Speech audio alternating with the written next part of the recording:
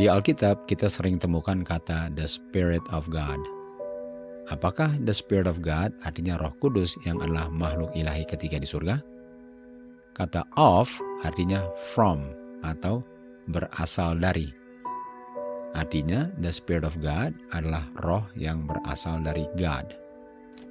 Di 1 Korintus 8 ayat 6, Rasul Paulus mengajarkan bahwa hanya ada satu God, yaitu Bapa. Rasul Paulus tidak mengajarkan bahwa ada satu God yang terdiri dari Bapa, Anak, dan Roh Kudus. Yang diajarkan satu God itu adalah Bapa. Artinya, the Spirit of God adalah roh yang berasal dari Bapa. Di ayat yang sama dikatakan, Bapa adalah sumber dari segala-galanya. Artinya, segala-galanya berasal dari Bapa.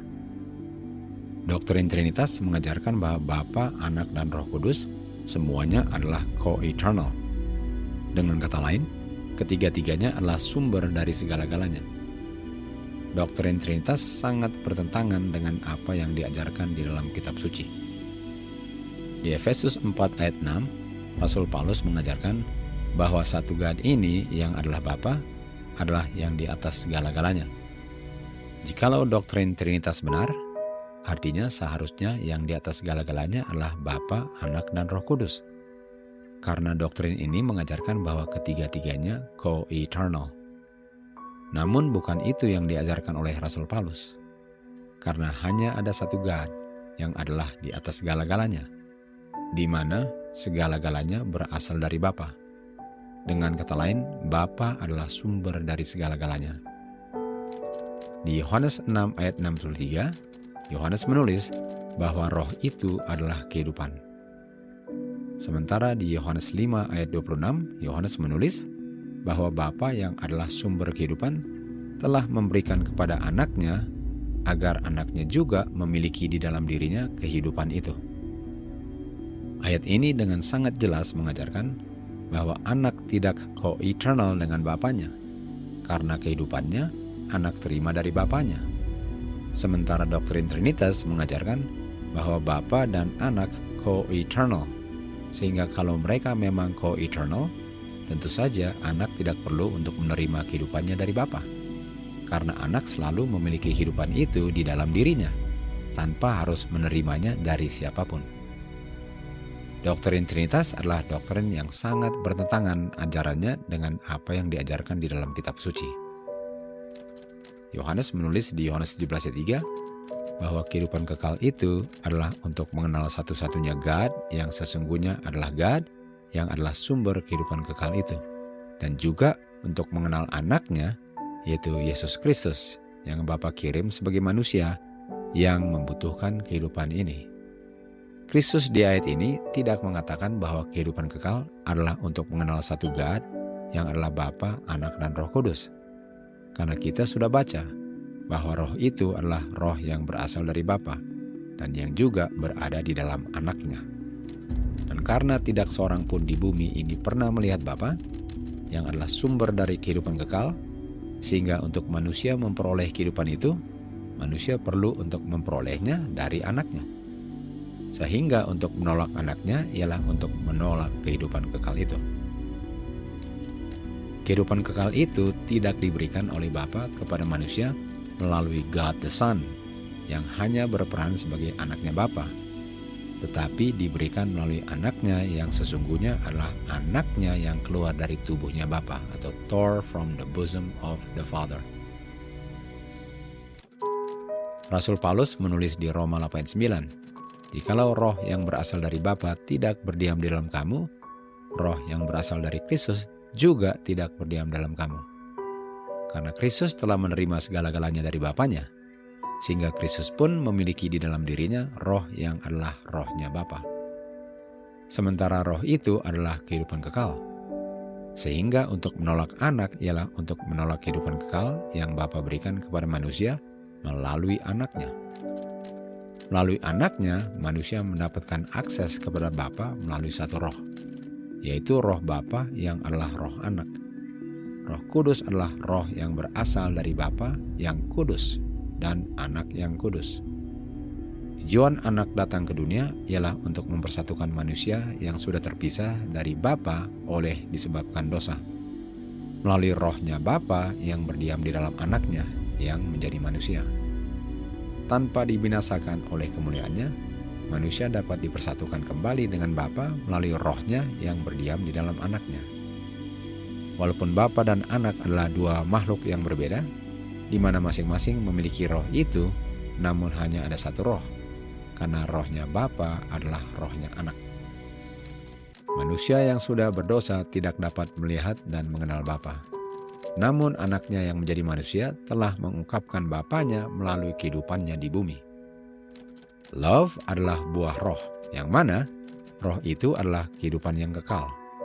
Dan karena manusia tidak pernah melihat Bapa, sehingga anaknya menjadi manusia agar manusia tanpa melihat Bapa di surga dapat memperoleh kehidupan ini melalui anaknya, jika manusia percaya yang diucapkan anaknya. Kita sudah baca bahwa kehidupan ini adalah perkataan-perkataan yang anaknya ucapkan dan yang juga adalah roh. Dan karena kehidupan kekal ini berada di dalam anaknya Bapa, sehingga manusia perlu mengetahui dengan pasti siapa anaknya yang Bapa kirim. Agar manusia tidak menebak-nebak siapa anaknya yang memiliki kehidupan ini, Bapa sendiri yang berbicara dari surga untuk mengungkapkan kepada manusia berdosa siapa anaknya yang Dia kasihi. Setelah Kristus dibaptis oleh Yohanes Pembaptis di Sungai Yordan, terdengarlah suara dari surga yang mengatakan, "Inilah anakku yang aku kasihi." Kristus yang dibaptis oleh Yohanes Pembaptis adalah anaknya Bapa yang manusia perlu untuk percaya untuk memperoleh kehidupan kekal ini. Jadi pertanyaannya, apa yang Kristus katakan mengenai dirinya sendiri? Apakah Dia mengakui bahwa Dia adalah anaknya Bapa? Atau apakah Dia hanya berperan sebagai anaknya Bapa dan Bapanya juga hanya berperan sebagai Bapanya? Waktu Kayafas menanyakan kepada Kristus, "Bersumpahlah di hadapan God yang hidup dan katakanlah kepada kami, apakah engkau Kristus itu anaknya God?" Kristus tahu bahwa jawabannya akan menentukan kematiannya di kayu salib. Jawabannya menjamin kematiannya. Jikalau Kristus hanya berperan sebagai anaknya Bapa, maka tentu saja Kristus tidak akan menjawab bahwa Dia adalah anaknya. Karena sesungguhnya Dia bukan anaknya, jikalau Dia hanya berperan sebagai anaknya. Tetapi jikalau Kristus adalah sesungguhnya anak God, maka untuk mengatakan bahwa Dia hanya berperan sebagai anaknya adalah dusta. Sementara kita tahu bahwa Kristus adalah domba yang tidak bercacat. Artinya, jawabannya adalah kebenaran apapun jawabannya. Kalau jawabannya tidak, artinya Kristus hanya berperan sebagai anak Bapa, dan kata anak hanya dapat diartikan sebagai kiasan saja, dan tidak secara literal atau harfiah. Dan tentu saja, Dia tidak akan disalibkan ke kayu salib sebagai anak Bapa, tetapi sebagai pendusta karena Dia mengaku sebagai anak Bapa, sementara waktu ditanya oleh Kayafas, jawabannya tidak. Tetapi, jikalau jawabannya adalah iya, artinya dari mulutnya sendiri Dia mengaku bahwa Dia adalah anaknya God. Karena jawaban apa saja selain iya adalah bohong. Dan kita semua bisa baca jawabannya, yaitu iya, aku adalah anaknya God. Bapa mengatakan bahwa Kristus adalah anaknya, dan Kristus mengakui bahwa Dia adalah anaknya Bapa. Sekarang mari kita baca kesaksian Roh Kudus yang adalah rohnya Bapa dan Anak mengenai Kristus. Kristus tanyakan kepada murid-muridnya, "Menurut kamu, aku siapa?" Pertanyaan "aku siapa" menanyakan personalitinya Kristus. Lalu Petrus menjawab dan mengatakan, "Engkau adalah Kristus, anaknya Bapa yang hidup." Jawabannya cocok dengan kesaksian Bapa mengenai anaknya di Sungai Yordan dan jawaban Kristus kepada Kayafas. Lalu Kristus katakan kepada Petrus, "Diberkatilah kamu anaknya Jona." Dengan kata lain, jawaban Petrus benar. Karena yang mengungkapkan kepadamu bahwa aku adalah anaknya God adalah roh Bapakku di surga. Di 1 Yohanes 4 ayat 15, Yohanes mengkonfirmasi kebenaran ini dengan mengatakan, "Barang siapa mengakui bahwa Kristus adalah anaknya God, berdiam di dalam God atau berdiam dalam Bapa dan Bapa berdiam di dalam Dia. Kita mengerti bahwa Bapa berdiam di dalam murid-muridnya melalui Roh-Nya. Artinya, kesaksian Roh Kudus mengenai Kristus adalah bahwa Kristus adalah anaknya Bapa di surga.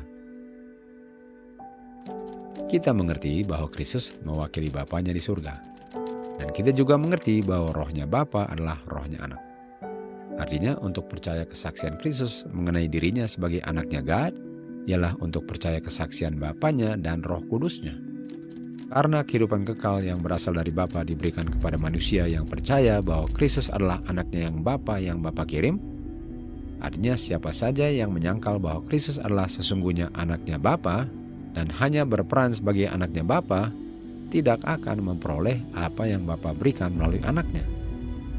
Kehidupan kekal hanya dapat diperoleh oleh siapa saja yang mengakui bahwa Kristus sesungguhnya adalah the Son of the Living God.